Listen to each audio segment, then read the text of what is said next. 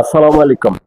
প্রিয় দর্শক সাবস্ক্রাইবার, কেমন আছেন? কিছু কিছু কথা বলি মাঝে মাঝে ভিডিওতে, যেগুলো মোটিভেশনাল এবং কারো কোনো উপকারে আসতে পারে এই রকমের। ধরেন, এই দুনিয়ায় আপনাকে কেহ আপনার ভাগ্য গড়ে দিবে না।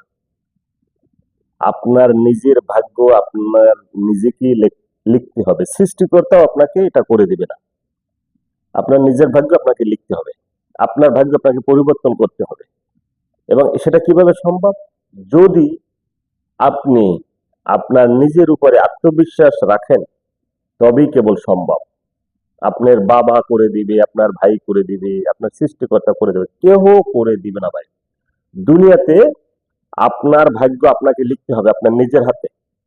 এটা মনে রাখবেন। যারা পার হয়ে গেছে বর্তমান যুগে, ইয়ং জেনারেশন যারা আছেন, যারা এইভাবে আহ, হেলে দুলে দিন পার করতেছেন, এরকম কিন্তু আপনার সারা জীবন যাবে না। যখন আপনি আইসা ঠেকবেন, তখন কিন্তু আপনার সময় থাকবে না।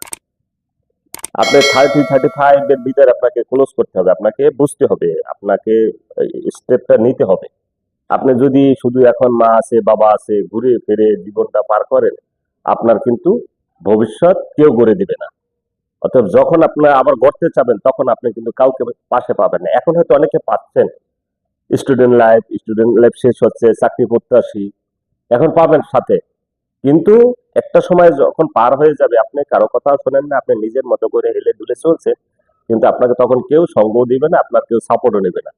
তো অতএব আপনার যদি ভবিষ্যৎ গড়তে হয়, আপনার ভবিষ্যৎ আপনাকেই গড়তে হবে, এবং আপনার ভাগ্য আপনার নিজের হাতে লিখতে হবে। এটা মনে রাখবেন যে আপনার ভাগ্য আপনাকেই লিখতে হবে, কেউ লিখে দেবে না, কেউ গড়ে দিবে না, দুনিয়ার কেউ না। মা বাপ ভাই বোন কেউ না, সৃষ্টিকর্তাও না। তো ভালো থাকবেন, নিজের ভাগ্য নিজেই লেখেন, অন্যের প্রতি তাকিয়ে থাকবেন না, অলস সময় পার করবেন, সময়ের মূল্য দিবেন না, আপনাকে এটাকে ভোগাবে। আপনি সময়ের মূল্য দিলে, আপনি সময়টাকে যদি যথাযথভাবে মূল্যায়ন করেন, আপনি এর ফল পাবেনই ইনশাল্লাহ। এতে যদি আপনি ভালোভাবে পার করেন, তাই ভালো ফল পাবেন, খারাপ ভাবে ফল করলে খারাপ ফল পাবেন। এটাই বাস্তবতা। ভালো থাকবেন। আসসালামু আলাইকুম।